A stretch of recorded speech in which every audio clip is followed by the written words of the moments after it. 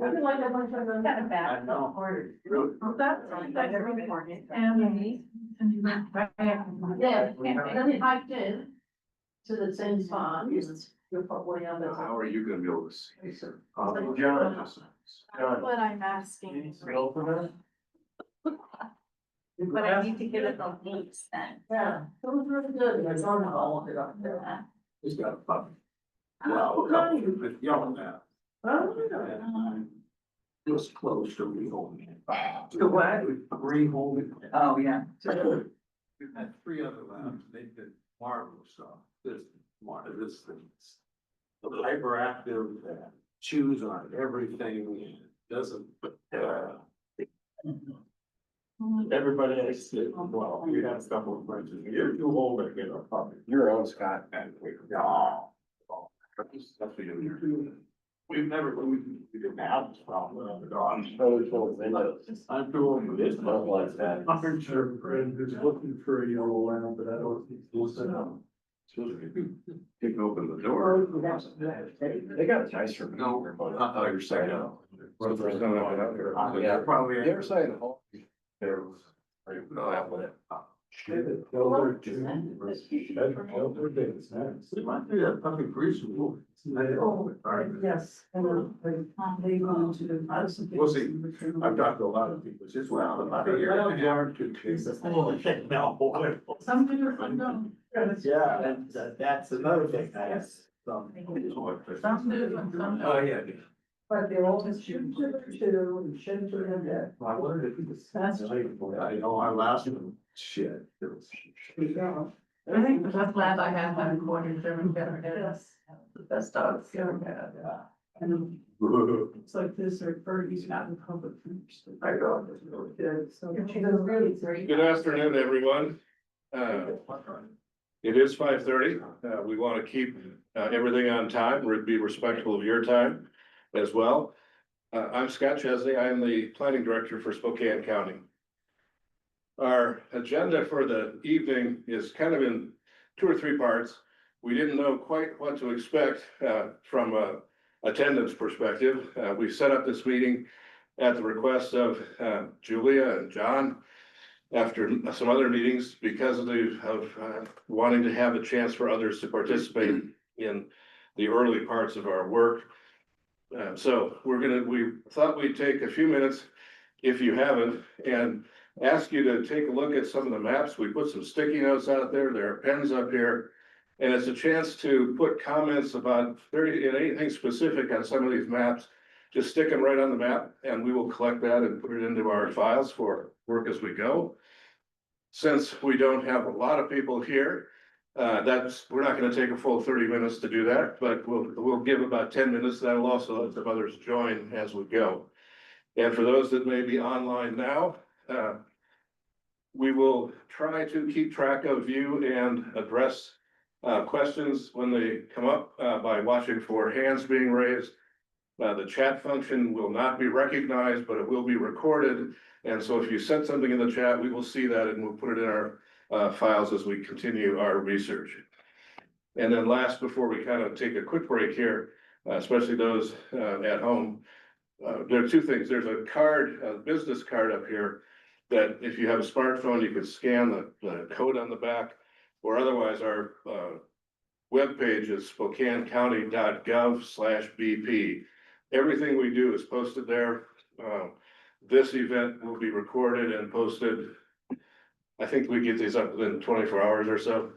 So if you have friends and neighbors, they'll be able to check on this tomorrow and see what we went through. So with that, 5:33, why don't we take maybe just 10 minutes or so and give you a chance to take a look at some of these maps, and then we'll come back and just get started on the rest of it.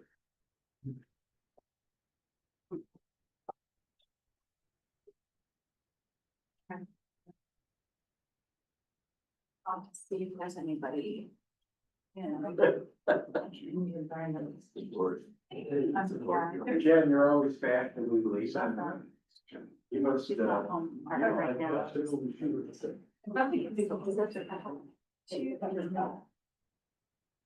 Oh. I don't know. Supposed to look at the map. From David, that would be Marcia, okay, so. No, just leave all the attendees where they are. We're not gonna promote any of them, so we'll not need to speak. Okay, so is it okay if I leave this up?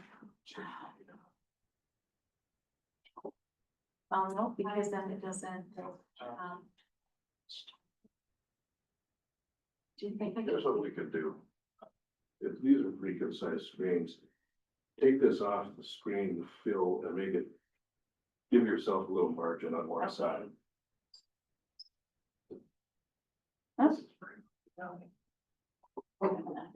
Anyway.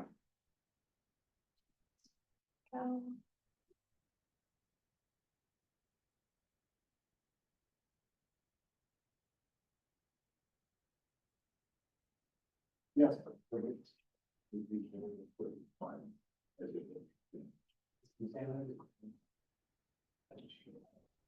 How does that look, Scott?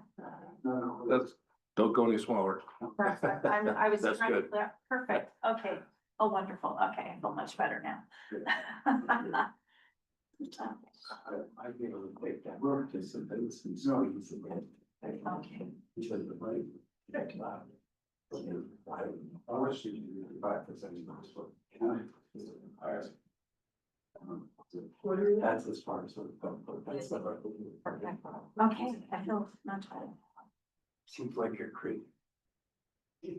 Yeah, thank you so much. You're amazing. I don't know about that. I owe you Appreciate it, Doug. coffee. No problem. See you later, Doug. Bye.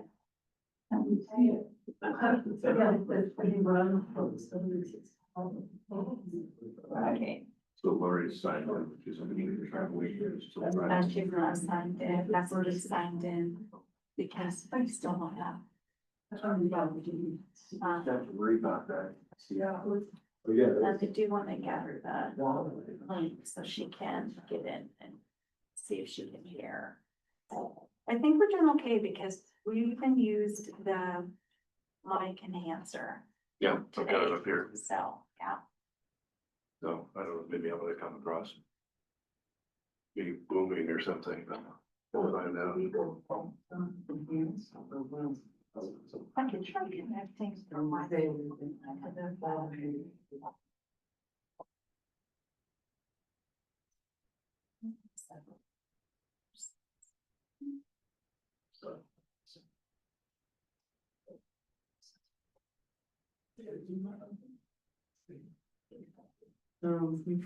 I sent you the email that you arrived in. Oh, you've already got it. Yeah. We'll sort that out next week. Something new, we'll, you and I will make sure that we expense management. Study tape. Okay. I'm And then gonna introduce you to Tiro. Oh, they're monthly. Once a month. And there's no, we don't play a role. It's not recorded. Everybody takes their own notes. It's a staff note. Oh, okay. So, We just send the agenda out. Okay. So I'm assuming that one's all done through a meeting, like a. it's a team's meeting. Yeah. Okay.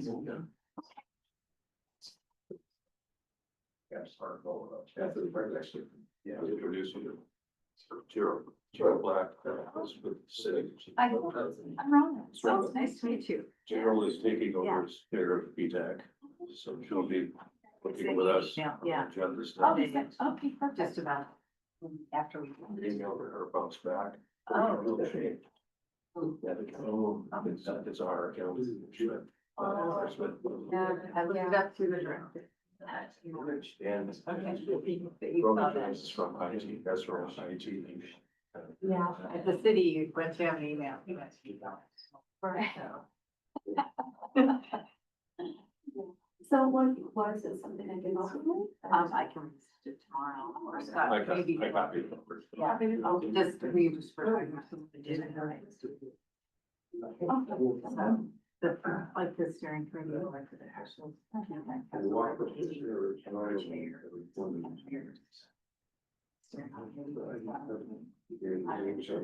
Steve Roberts, sit right next to you. Share the pain that way. Yeah. Have a question? No. Or you say- Nice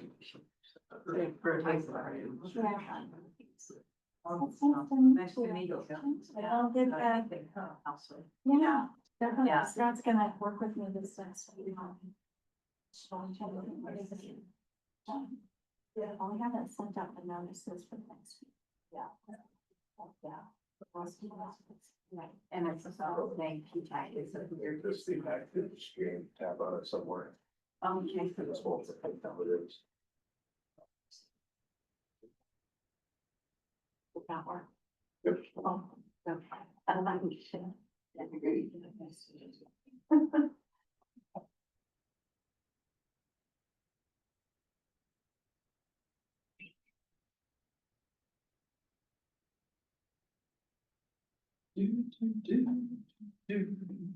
We do have some bottled water, if anyone would like that, and some light snacks up here. If you would care to enjoy. But it looks like we're about ready to, yeah. Keep moving.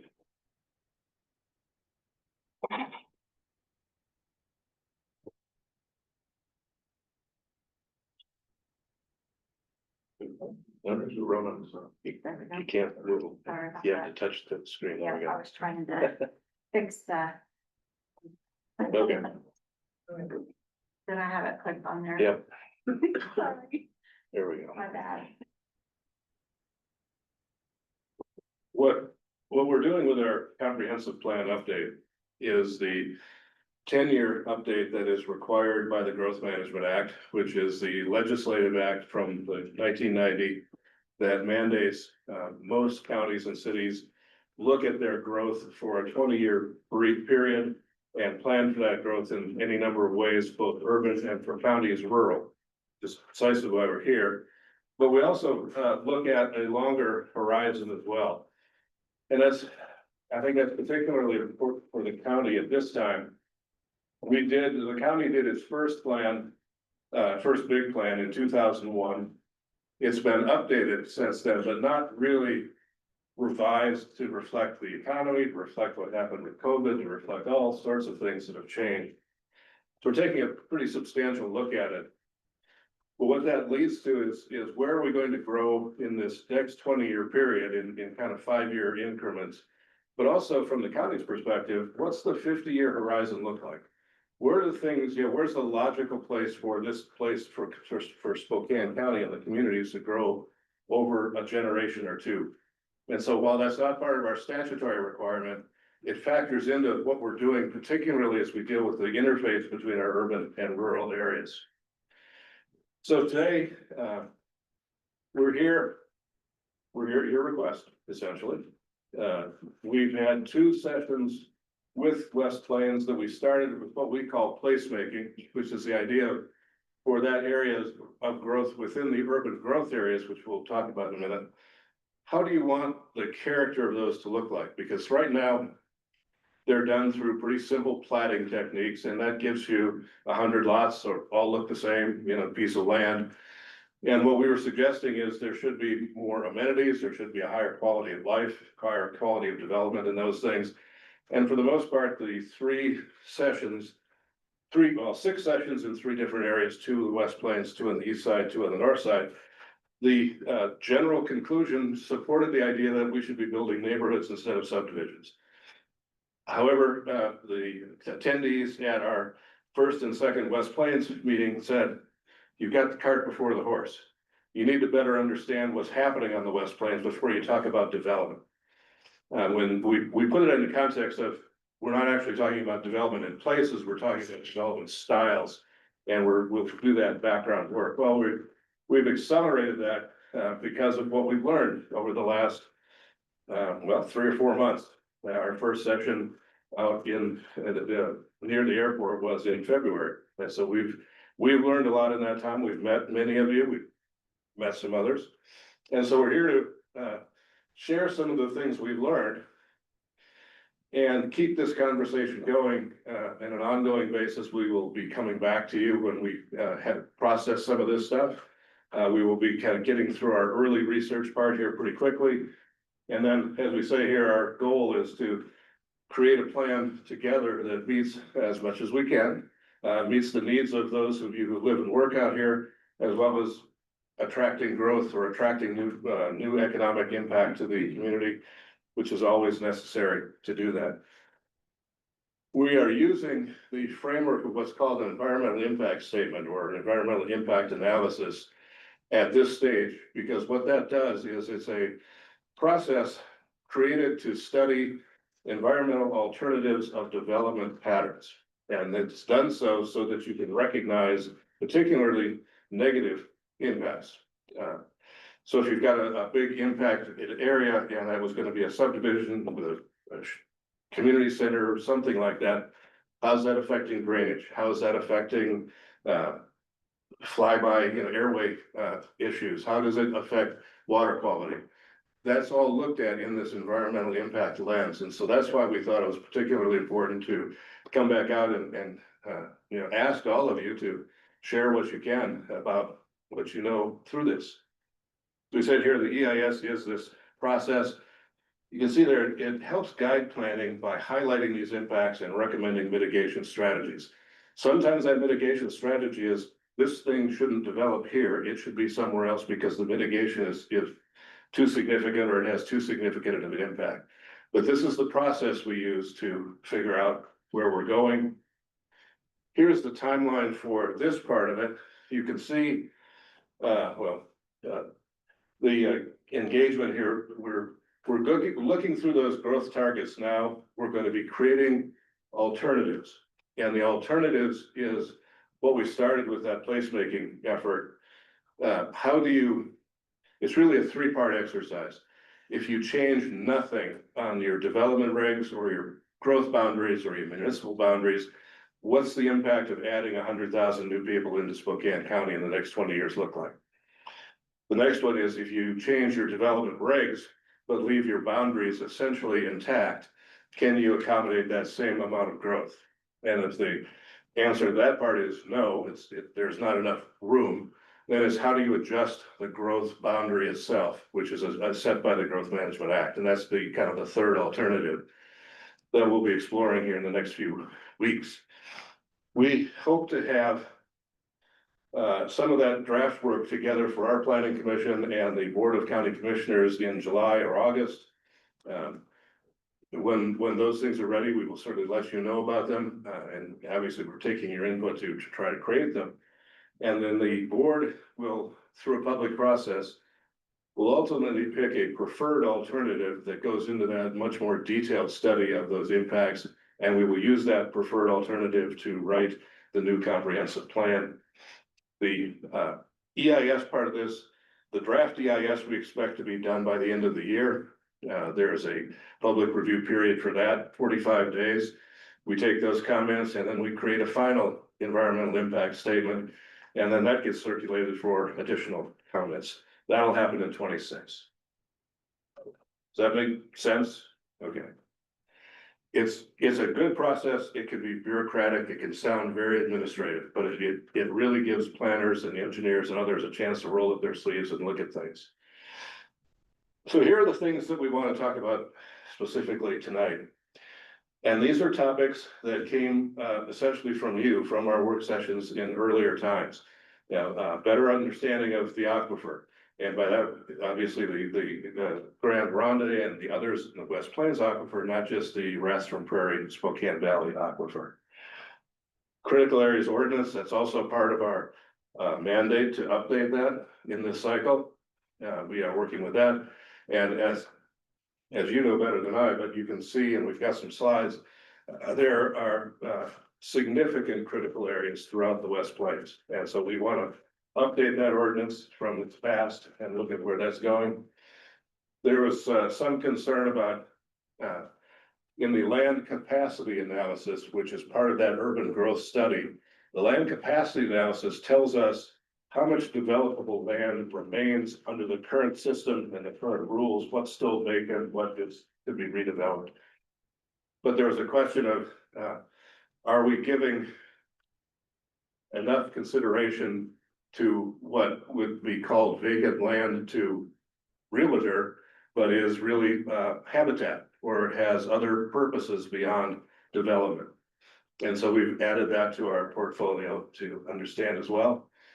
Infrastructure capacities and limits, critical part of growth planning. Under the state laws of growth management, you cannot extend or change your urban growth boundary to expand that unless you have the infrastructure in place to pay for it. And what that does for the residents is it means you can't expand something and have that tax bill fall directly on the residents unless it has a revenue source attached to it. It's a way of making sure that infrastructure is in place that is adequate and is affordable. And then the last one was adaptive use of facilities. This is a more detailed part of comprehensive planning. It is part of what we will be doing. But it was specifically saying, are you taking a look at facilities that might not be used anymore? And in urban core areas, I'm sure you've seen perhaps downtown Spokane, the old Macy's has become a residential building. So are there other opportunities to convert existing facilities into new uses? When you do that, one, you're using the infrastructure that's already there. So you kind of answer that question really quickly. And typically you don't have to use more land. And so there's a lot of advantages to looking at this, redevelopment strategy. So these are always a little hard to see. This is a version of that aquifer protection map that is over there. What you can see though, and I'll just have a arrow in it. It does. Will it work on the screen? No. All right. Well, here's I-90. This is Highway 2. Fairchild, Spokane International, the Four Lakes interchange. And you can see the tan areas are the high impact areas for aquifer recharge. The green are the medium and the light color is the low. Virtually everything in this planning area is in that high to medium aquifer capacity recharge area. So that tells us you have to be careful when you're doing any kind of development out there. Take that into account. Here's the version more directly related to what we're talking about today. And it relates to the West Plains aquifers, and again, a little hard to see. Here's I-90, Highway 2, Fairchild, Airway Heights, Airport. What's really important, what we thought was really important, this takes off of what Dr. Pritchard's work has been doing as well over these last few years. And what was illuminating on that are these really dark areas. They're called basement rock. And what that means is they're considered the bottom of the aquifer bin, which we'll show you in a minute.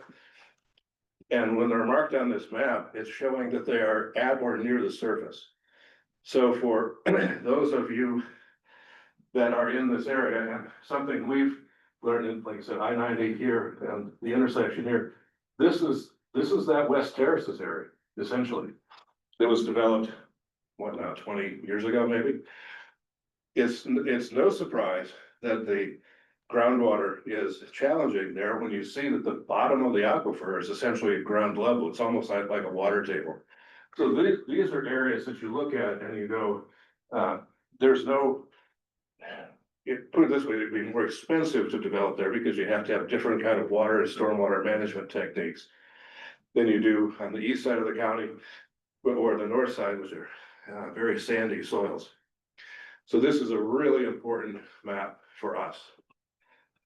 And it's something that we've learned here in the last few weeks. I realize this one is also very hard to see because of the giant scale we're working at. But these are the, excuse me, the major critical areas.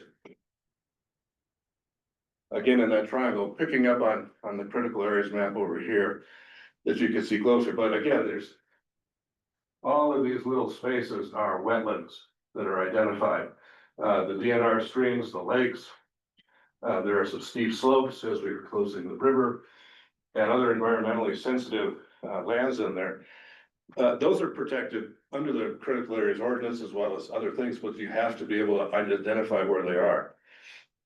There's been some concern expressed to us about the activity around the airport to mitigate those wetlands, or in this case, the mitigation means we want to fill these wetlands and build more corresponding wetlands somewhere in a reasonably close area that will benefit wildlife. The concern expressed to us is, and if you go back to that aquifer picture, those wetlands are the beginnings of the aquifer filtration system in a way. So keeping your aquifer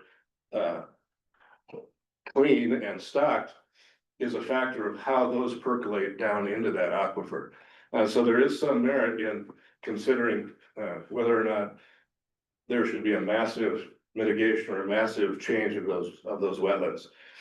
That said, of course, I think we would all agree, flying birds and airplanes are not a good combination. Yeah, so there's a balance to be had in here in some way. But it's one of those layers that we look at. Here's what we're currently working with in our critical areas ordinance. We're looking at what's called a best available science review, and that is, in a sense, kind of obvious. It's looking at how science has changed over time in other places that have similar areas so that we're using the very best techniques and understanding so that we can deal with what's going on in these wetlands and other areas. And then a gap analysis between that higher level of work and what's currently required under the CAO and the Growth Management Act. We want to be at the very top of that and certainly be compliant with it, but make it in a way that works for us in the West Plains in particular. So next thing, as we were talking about, stormwater management. These are some of the basins that are in the regional stormwater management guide. There are 4 major basins on the West Plains area. The I-90 basin is the one, and these are groups of those, but that same West Terraces area down in here is part of that I-90 basin. And the western, most of these, as you can see, most of these drain to the northeast, except for the western part of those 2 on the side. So even there, and when they drain, they kind of go back into the Paleo channel, which is where we are. This is also from Dr. Pritchard. Again, Fairchild is here, the airport is here, I-90, Highway 2. Those of you that have been involved in the Air Force's RAB and others have seen this much more than probably most people have. It was something that we've known about, but didn't really have very good mapping until we were challenged by you to find the maps and incorporate them into what we're doing. And so you can see these main paleo channels, the Airway Heights channel, the airport channel, east and west Deep Creek channels here. These are, many of you know, these are left over from the Missoula floods of tens and 20,000s of years ago. And what they did was scoured out all of these areas, and these are section maps. And then I filled in with loose ground, cobbles and things like that, instead of soil. And so what that means is that it forms a channel where water can flow pretty easily because it's like flowing through a stream bed underground. That has enormous implications on the PFAS side because if contaminated water gets in on one side, it'll get to the other pretty quickly. These are just 2 sections that we put up. These are really challenging things to work with, but especially when you realize that they are that transmission flow for water, and if that water is contaminated, it gets away very quickly. So here's a composite, and just a quick reminder, we will have all of these slides posted on our web by tomorrow, so that even though they're hard to see up here tonight, you pull them up on a laptop screen, they come out generally pretty well. We put this together though to show a little bit of everything: the aquifer recharge areas, the wetlands, the paleo channels, open space corridors, which we'll also get to. And so in this case, having a very colorful map makes it very challenging. That means there's a lot of constraints out here. And try to understand that, not just for development in the next 2 years, 3 years, where we understand the market, but this is back to that 20-year and 50-year horizon. We are making collectively 20-year policy decisions on growth, but those are gonna have impacts for 50 years and be well beyond that 20-year package, because you can't pull them back. So here's the last couple of things are a little bit related. Habitat corridors. There are habitat protection or items marked in, it's not surprising at all by the Spokane River, but the lakes as well, some of the other habitat areas south of I-90, up near the Deep Creek things. In many areas, particularly in the Midwest, these are called environmental corridors, and they're held out as a feature and something to be protected against as another attribute, where you want to maintain some path for wildlife or even streams and things that provide nourishment to wetlands and other pieces. They're not as well defined here, at least by protection standards, but we want to recognize them and add them to the map and see how they also add to that layer and layer of constraint. So we've got those identified, and then into the boring but necessary stuff. This shows the water and sewer distribution system from the city of Spokane, which is the sewer or and water provider for most of the eastern West Plains. We don't have on here sewers from Medical Lake or Airway Heights, but we wanted, to use this as an illustration back to that infrastructure capital facilities slide. If you have no infrastructure and you have a choice of developing here or here where there already is some of that, this becomes a higher priority because it will be more economical to do that and provide less cost to taxpayers who have to maintain that water and sewer infrastructure over time, or ratepayers in this case. So utilities will also play a big part of what's going on out here. And this is what we talked about in that capital facilities. It's critical, boring, but critical to understand how you're going to serve a piece of land when it develops. And GMA contemplates two things. When you set what you call a level of service, meaning you're going to provide so many gallons of treatment facility per 1,000 person population. If you can do that and growth can come in and it doesn't degrade that level of service, that's a check mark. You can go down to the next stage and go through that. If you find out, however, that you can't make that level of service, you have a choice. You can commit the funds to build the new facilities to reach that level of service, or you have to change your actual development area to shrink it to meet the capacity that you have. And that's a real challenge when communities want to grow, but if they can't match their capital facilities, the law says you can't make that happen. So again, it's an important constraint on what happened. The last part of this is how we kind of wrap things up. And we're in the midst of what we call the policy audit. If you've seen county's comprehensive plan or any of the cities, it starts out with goals and policies. These are the things we want to accomplish. Then it gets into some measurement ideas on how to get there. We're going through the county's plan to look at things that are obsolete, out of date, no longer valid, as well as those that when you look back, even at 25 years, you can look at parts of our plan and say, this is pretty good. They were really at top of this in 2001. And so that audit gives us a chance to reflect current needs as well as things that are still valid in the plan.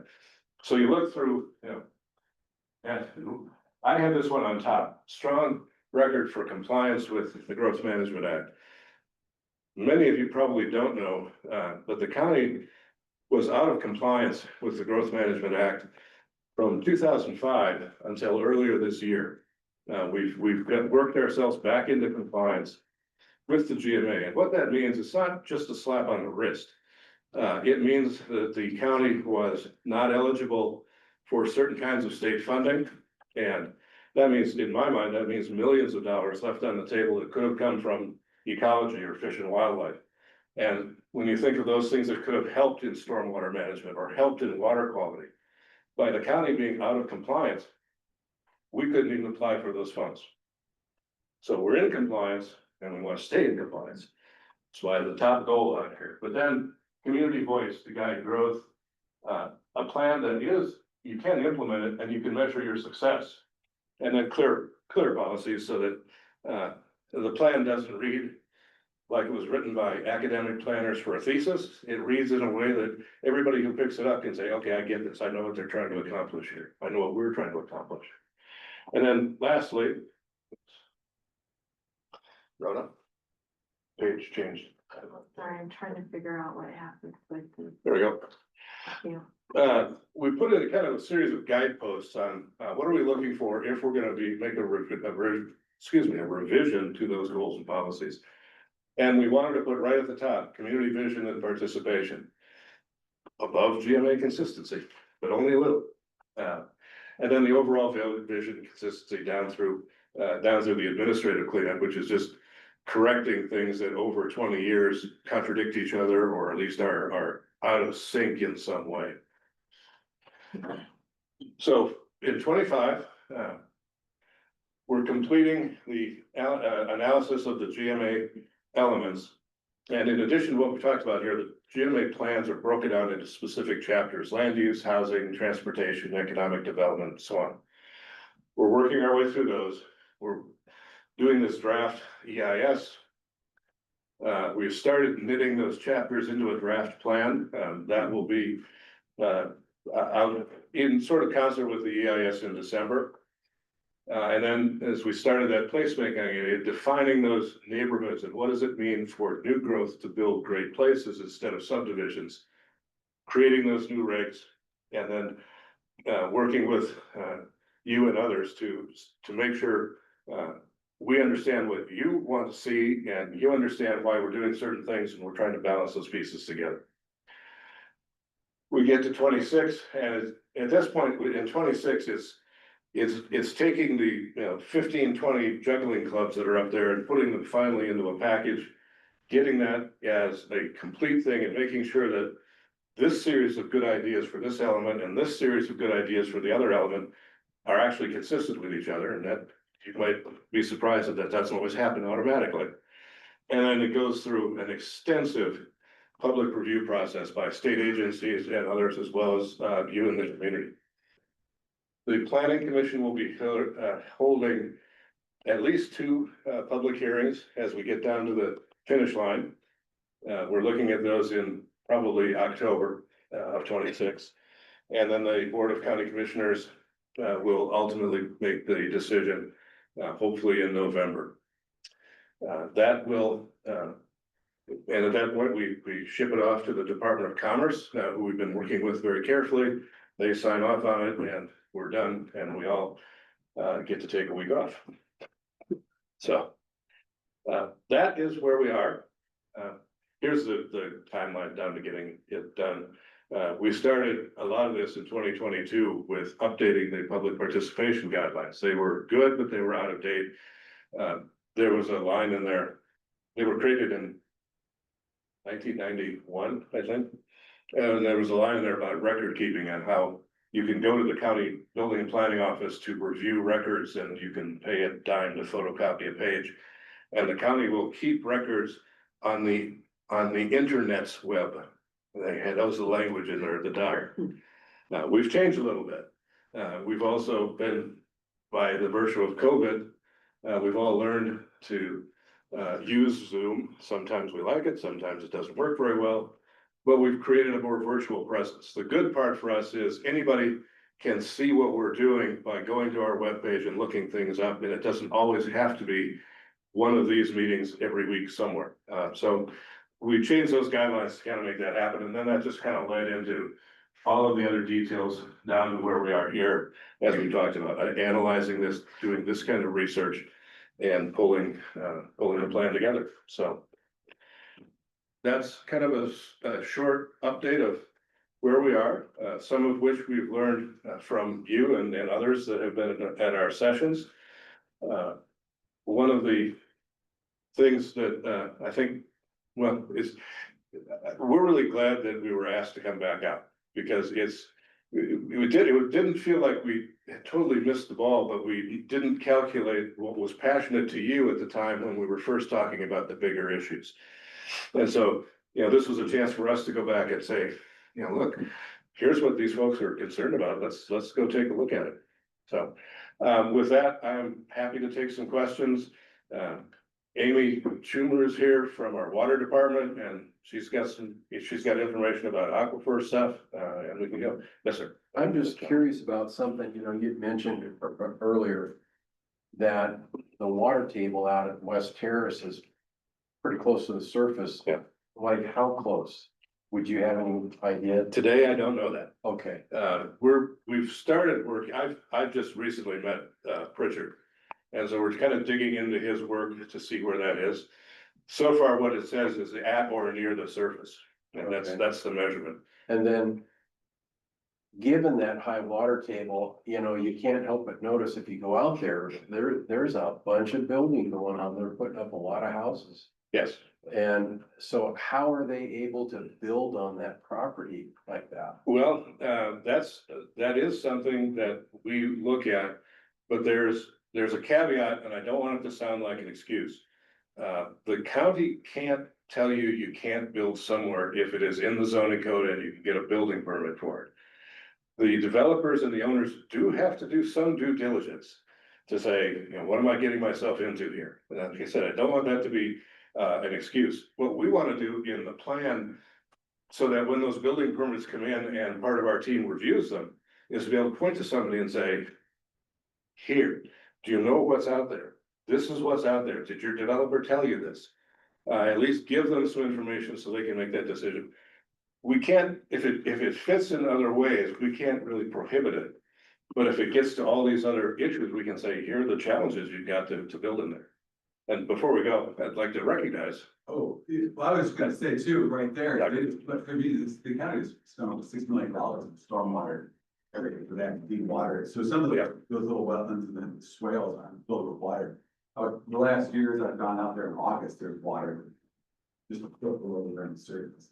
So it's a little weird that the county had to pay over $6 million for something the developers probably should have taken care of for. This is, I'm a city council member as well, so that's something.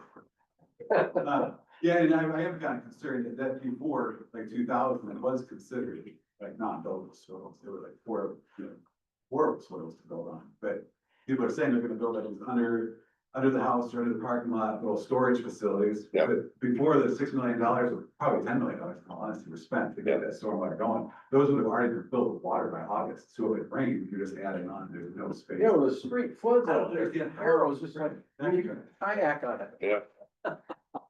But yeah, thank you for using that. We appreciate that. No, thank you. We look forward to ripping out some of the details with you as we go along here. John? There's a headline I like somewhere that says the preservation of rural areas is part of this plan. Mhm. That's one of my big issues here. Would you be able to come back to your very first slide, the title slide, and move your hands around on that map to just give us a general idea of what, when you're preserving rural, exactly where is that? Because I don't see it in any of these maps. Well, we can, and it's a little hard to see. We have a definition in a sense. Keep going, If you please. can see, some of these areas have a cross hatching, and I think they do in one of these maps. Those cross-hatched areas are the urban areas. They're either the cities or what's called the urban growth areas. Outside of that is rural.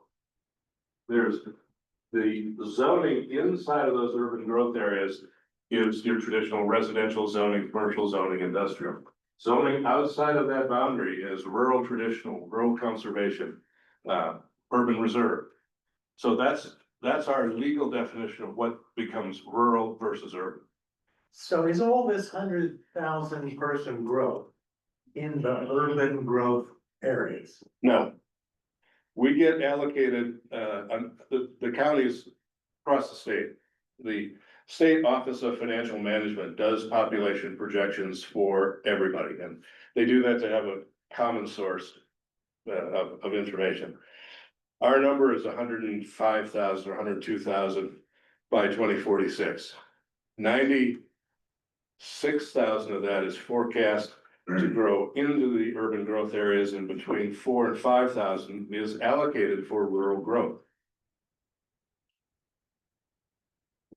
Thank So- you for those numbers, that's helpful to me. Yeah, so there's a reflection of rural development right from the very beginning. And the challenge is, as many of you would know, is 5,000 residents in rural settings can be challenging if the rural settings are 5 acre, 10 acre, 20 acre lots. That's very low density.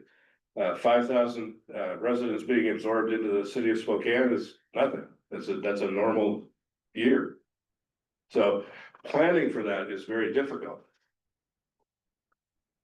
Yes, What is the link between available resources and increasing density on rural land?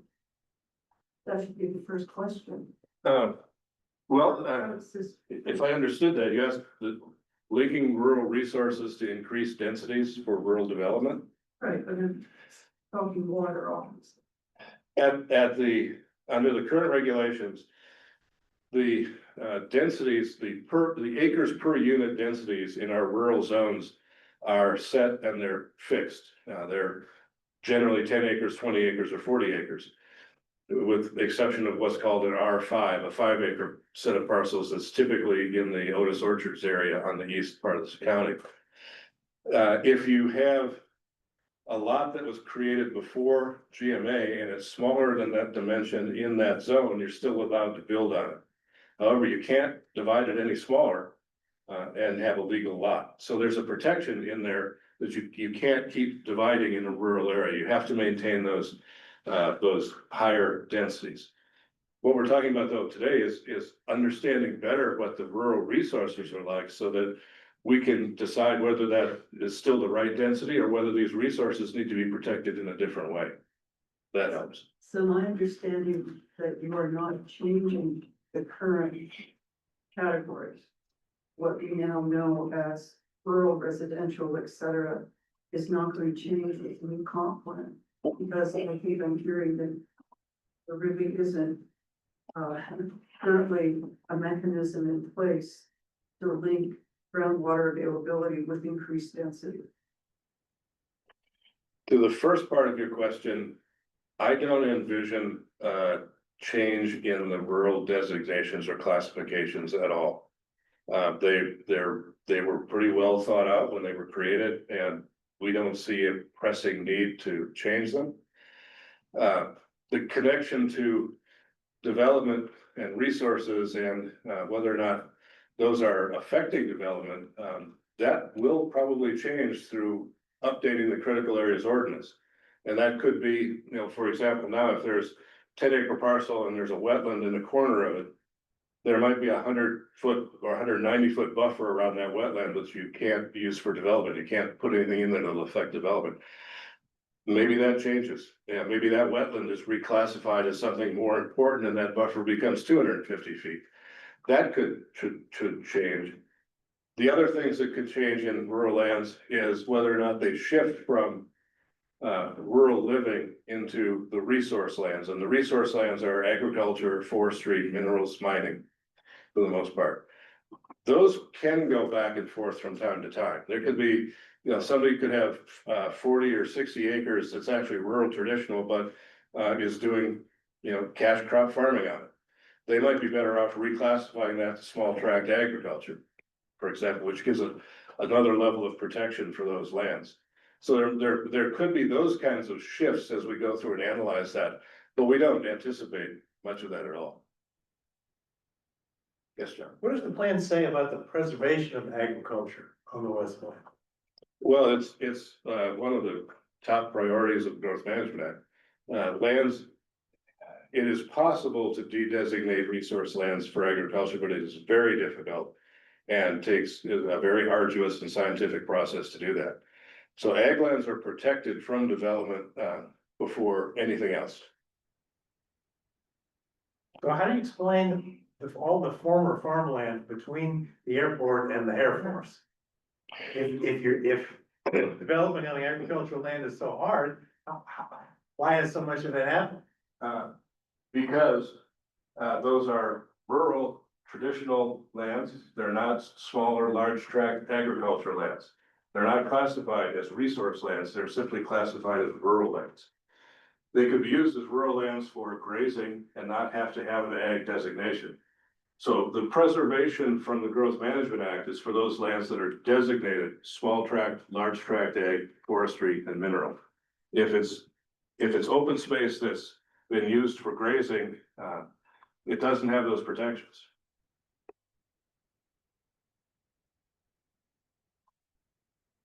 There's a caveat to that in one sense. We didn't bring it with us, but we've done some research. I guess there's two. There are what's called ag lands of statewide significance. Some of those exist in areas that were not zoned small or large tract ag. Those would be protected. We've also created a USDA prime ag soils map, which the county didn't have earlier. And it shows what's prime ag by soil standards, what's prime ag if it's irrigated, what's prime ag if it's drained. Those have a different level of protection if the owner chooses. You know, they would be, for example, if the owner was going to do it, they might have a case to come to us and say, we think we should be classified as small tract ag instead of rural conservation. And they could probably show that. It's not perfect, but there are protections. Yes, sir. Scott, if there's an area of land that has PFAS, Yes. can builders build on that? I think the answer today is yes, because there are no prohibitions. Okay, The challenge would be, they do have to show that they have a water provider that can give them water. If that water provider can't provide clean water, they're probably not gonna build. But I don't know of any outright prohibitions about building on the contaminated, or on a PFAS contamination site. There are other EPA things for, you know, like the CERCLA or the Superfund Act that are different from PFAS. Yes, sir. I suggest that a contaminated aquifer is a geohazard. And I note that geohazard areas are excluded from development in your own system. That's a valid comment. I can't do anything about it tonight. that's valid. And you can't build on this, have to mitigate it. Right. Yeah, that's one of the questions, especially for PFAS, is especially since it has been found to be now so widely distributed, you know, it's not simply a function of the airport and Fairchild firefighting. It's all over the country. That's bad news. The good news is there are an awful lot of engineering and technical companies trying to find solutions for this, which is encouraging that there will be some solutions beyond simple filtering. So PFAS may be something that is not a permanent, I mean, it's a permanent chemical, we understand that. There may be solutions that help mitigate that for future development. Does PFAS appear so far in this plan? So far in the plan, no, but it does appear in our research. That's kind of what we're learning as we've been out here. Well, to me, comprehensive is a pretty big word. It is. And so if you're really making a comprehensive plan, I suggest that you acknowledge what's now being discussed. Oh, absolutely. No question of that. No question of that. Thank you. But you know, what the plan won't do is it won't have a recipe for how you fix a PFAS. It'll acknowledge it. It may even go so far as to list it as a hazard. But the implementation side of that is, here, give this to the scientific community and let them figure out how to fix it. We'll identify, we'll plant a flag. But that's kind of where our job ends and somebody else's picks up. Yes, sir. Does this planning process we're undergoing now anticipate expanding the existing urban growth boundaries of the West Plains? Or are they, as we look back at these maps, still going to be restricted to what's yellow up there? It's a question that is under study right now, and we expect to know more of what's gonna happen by September.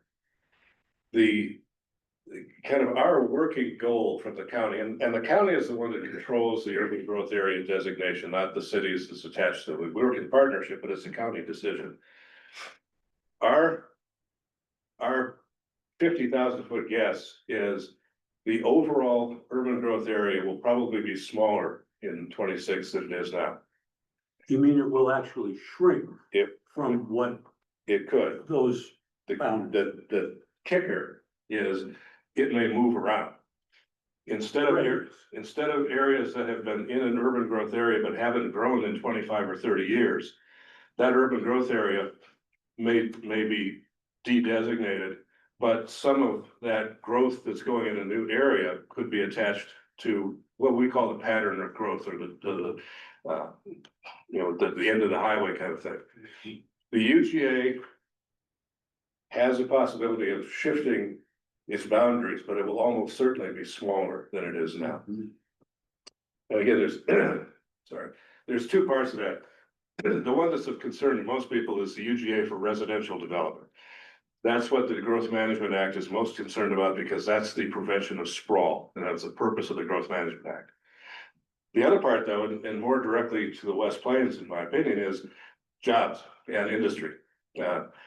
Planning for urban services to support jobs and industry is a different calculation than what we're doing for residents and homes.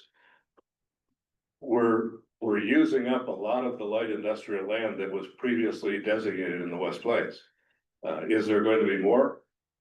It'll probably be studied. I don't know exactly where we're going to end yet.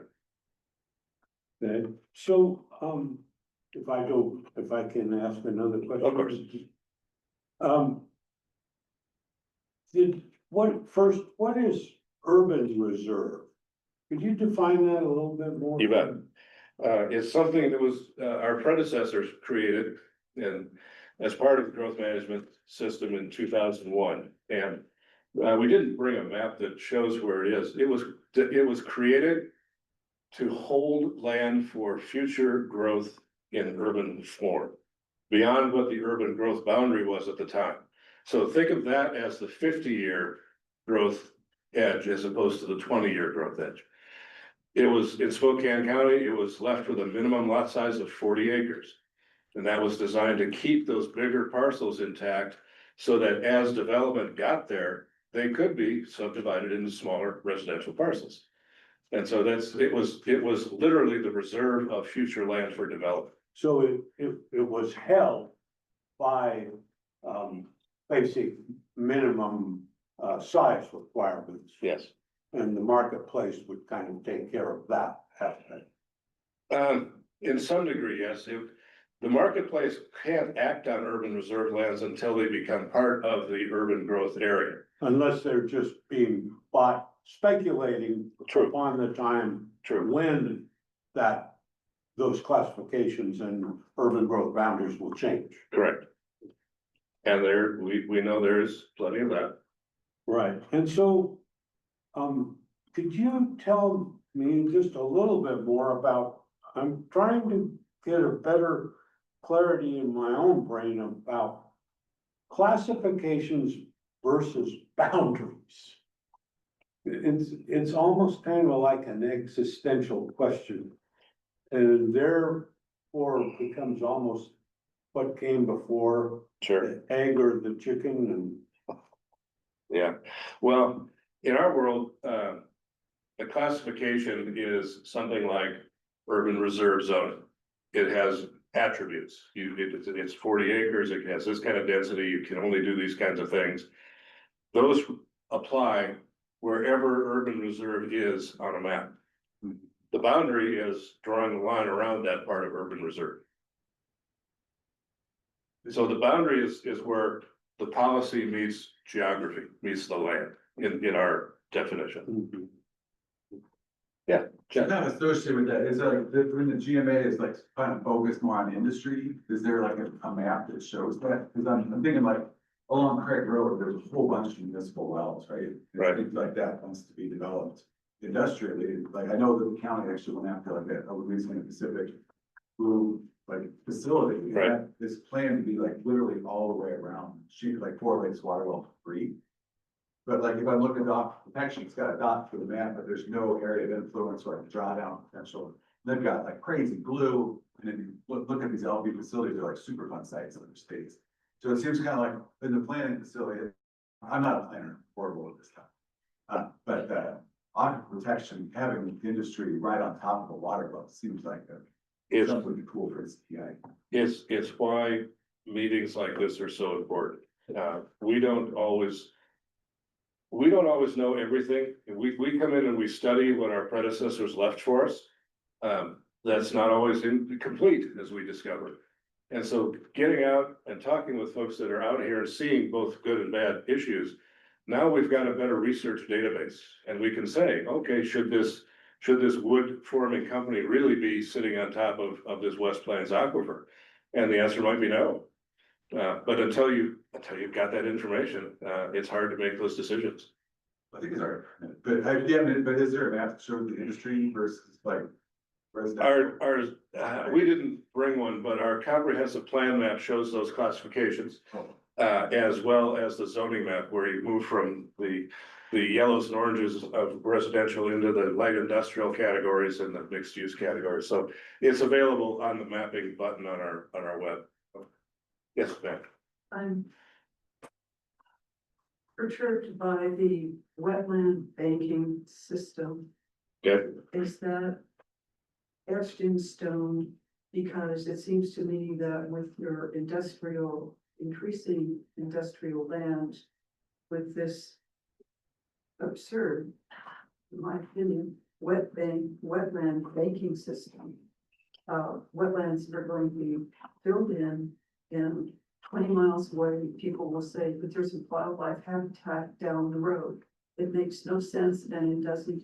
And you spoke earlier about wetland benefit for wildlife, but I think Dr. Pritchard will tell us more about the benefits of these wetlands that are vulnerable now to quote banking, which is really filling in. Am I right?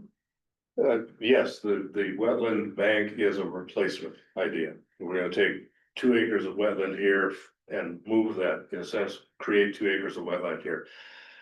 At the risk of saying it's not my problem, it is not the S3R3 proposal to create that wetland bank is their decision as a public development authority. It does not factor into the comprehensive plan to do that. Now that we know more about this, as we write the critical areas ordinance, we can add strength to why these are valuable and should stay in a particular place and provide that guidance to make it harder to move them or have a better reason. Will you do that? That's what that's what we're looking with the critical area ordinance particularly. I was told, I went to that meeting, weeks ago, where they explained the wetland banking, and I was told, well, voters approved it. And they seem to have the opinion that this is etched in stone, and this is what they're going to do. So I would like to know exactly, not an answer today, but exactly what the comp plan, what the Right. can do. I'm generally aware of their program for that banking because some of that permitting still has to flow through our shop. But I haven't looked at the details. I will go back and do that, and we'll take a look at it. All in good time, but as hopefully it will be an important part of our new 20-year plan, protection for wetlands, because they're Right. a recharge area. It is, and that part I hate to say anybody who's worked in planning understands some of the hydrological connections of wetlands to ultimately to potable water.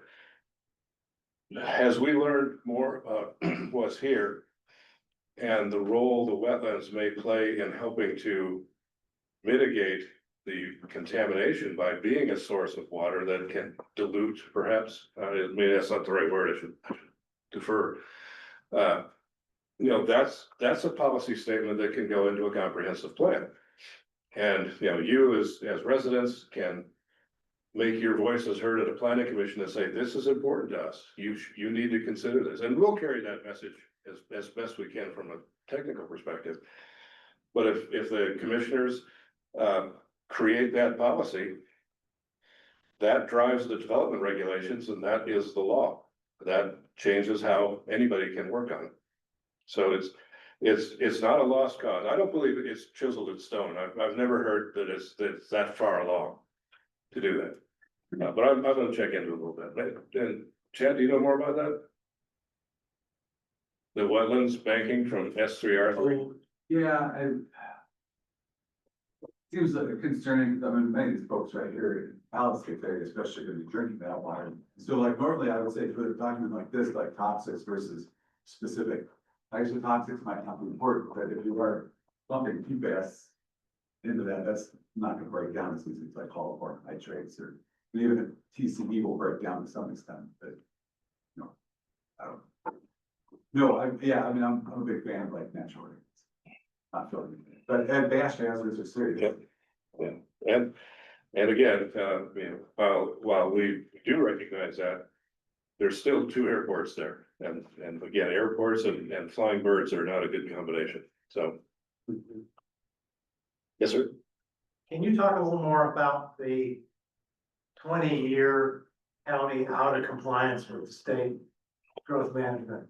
Why and how was that allowed to happen? I can talk about the end game. I don't know how it started. I wasn't anywhere close to out here in 2005. But in the most recent version, started with the 2015 comprehensive plan update. It was ultimately adopted or finished in 2017 and adopted in 2020. Where the county created what was claimed to be an oversized urban growth area that could not be supported by the 20-year population growth. That plan was challenged by the group FutureWise, an environmental advocacy group based in Spokane, or Seattle offices in Spokane. They took that to the Growth Management Hearings Board. The Hearings Board upheld that appeal, and the county was directed to come into compliance through a settlement agreement created in 2016 that had a series of 10 different categories with multiple steps in each category to consolidate a number of these court decisions about all of this into one case. Since 21, when I started, and we had new legal counsel, new planning director, we took on the settlement agreement and went through it item by item until we corrected every last one of those and got back in compliance by decision of the Growth Management Hearings Board. So I don't know how we got there in 2005. We didn't get out, unfortunately.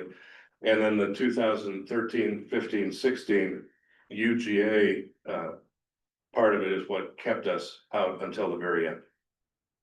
Can you name some projects on the West Plains that occurred in the absence of a legitimate plan? I can't, but I know the process to work on that has changed.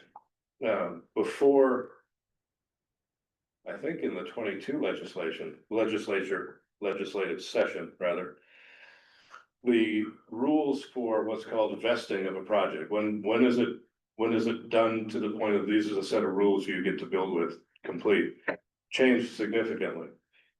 And the reason is when a board, any governmental body takes an action, it is assumed to be legal. So if the comprehensive plan was adopted by the county board, it was presumed to be legal. And after that, developers and others started filing plats and project associations into what was a then legal designated area. When the plan was appealed and the appeal was upheld, the plan was no longer valid. But because those plats had come in through building and planning departments, they were considered complete counter plans and they had vested. So they ended up being able to develop outside of the comprehensive plan. That process has changed. Now, while the plan is still, while any action by legislative body is considered legal upon their action, no further vesting can take place until any and all appeals process is exhausted. So what happened before that can't happen again. Yes, sir. So for the sake of what we're here about, I'd Yes. like to make a direct input for tonight. I propose that this new plan essentially forbid any further wetland bank exchange. Because this is always going, in this particular instance, we're dealing with one basic drainage area. Mhm. It all flows northeast. And so any wetland that we allow developers to fill in now and trade out to somebody else is going to be only a protection in another drainage. It'll be an absolute decline in the capacity of the West Plains drainage. Therefore, I don't think we ought to even be able, this plan should forbid considering using that kind of banking and trading as part of its plans for growth and development. That they should be ruled out because it is fundamentally a decrease in the capacity of recharging our water resource. I hear you. Yeah. We will carry that message forward. I would like to add is I don't know of any of the studies, but where is it shown where the wetland in this area has been very detrimental to the airport? I know, like, living in New York, we have Kennedy Airport, they have ways of mitigating the birds and stuff by using dogs and all sorts of things, but I haven't seen where we have a critical problem where we need dogs and, firecrackers and all that kind of stuff. I don't have an answer for that. So it kind of seems to me a little folklore, saying wetlands and airports don't mix, because there's many places where there are airports and many places where there's wetlands next to them that are much more extensive than here.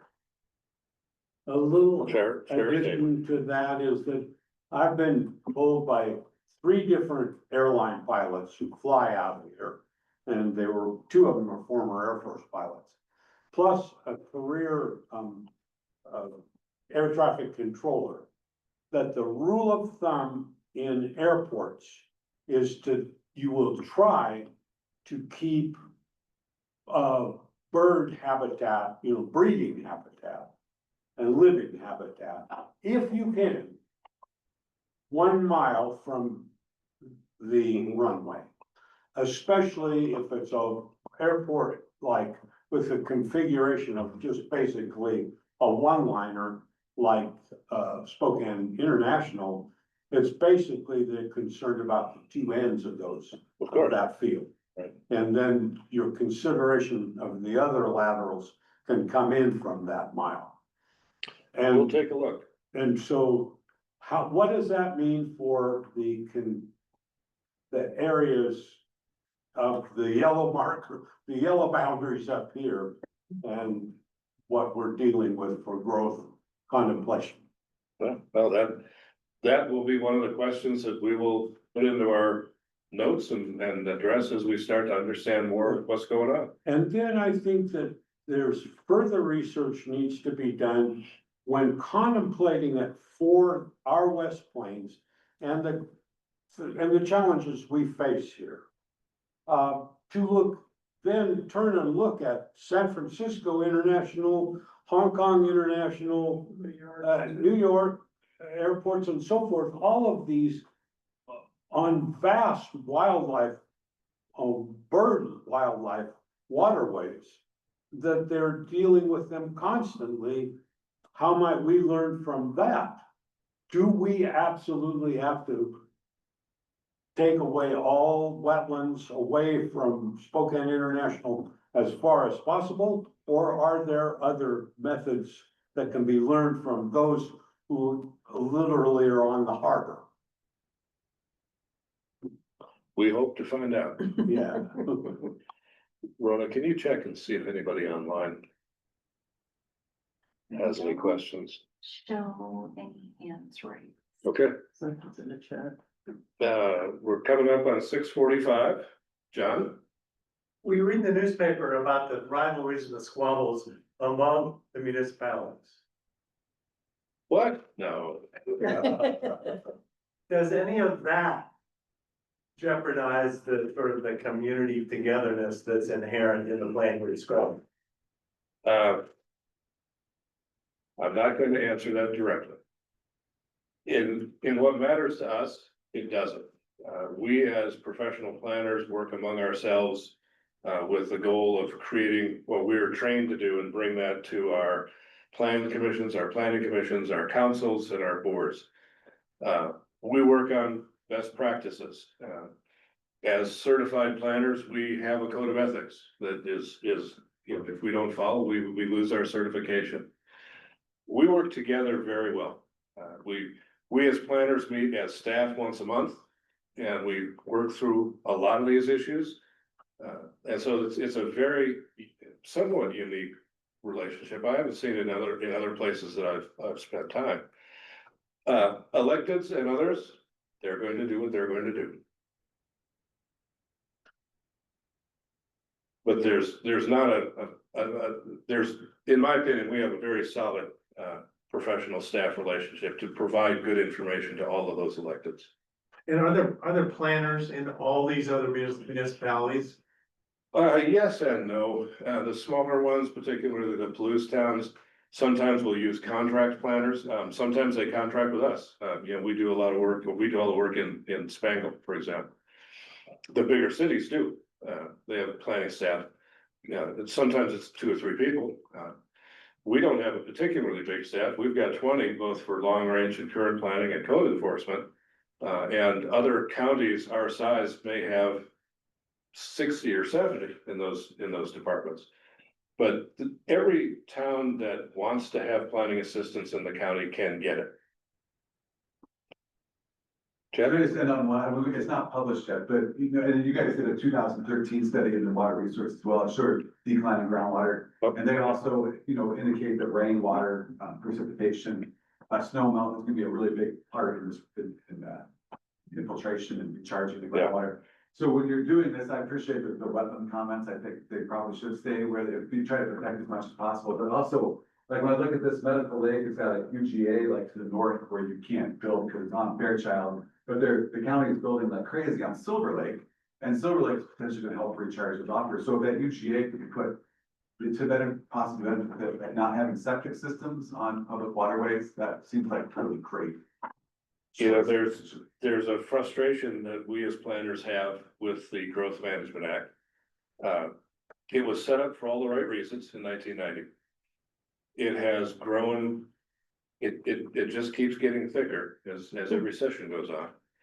And you sometimes lose track of some, what I would say is common sense. And one is the provision of sewer outside of an urban growth area. It's prohibited now because it's considered to be the catalyst for sprawl. But yet Spokane County, before there was GMA, created an enormous sewer project on the north side, north of Meade. Because it was, you know, almost literally over the top of the aquifer. And it's like, we need to get these people off of septic systems because they're that far from the top of the aquifer. That, we can't continue that right now because it's prohibited by the Growth Management Act. One of the things that we want to do with our legislative team in the coming sessions is to go back and re-examine.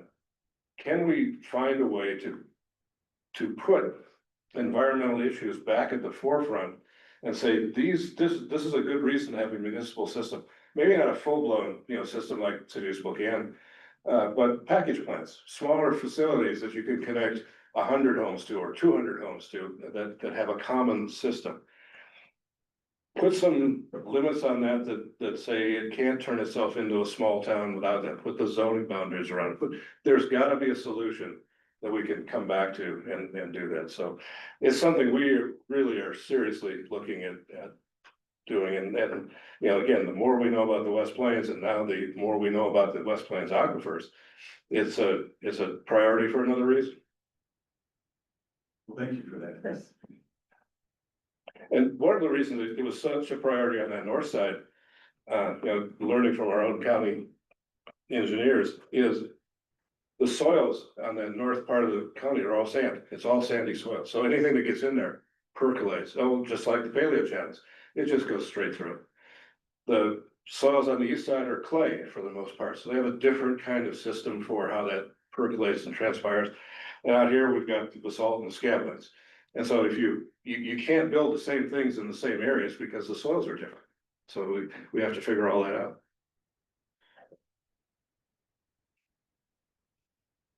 I'm not seeing any questions.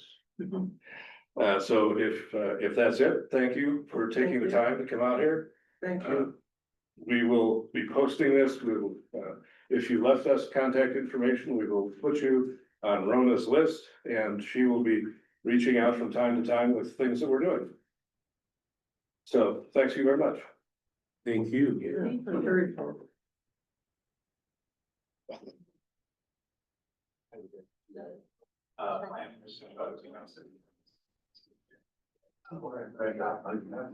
I made maybe one, that was in my slide. Ninety-nine. Yeah.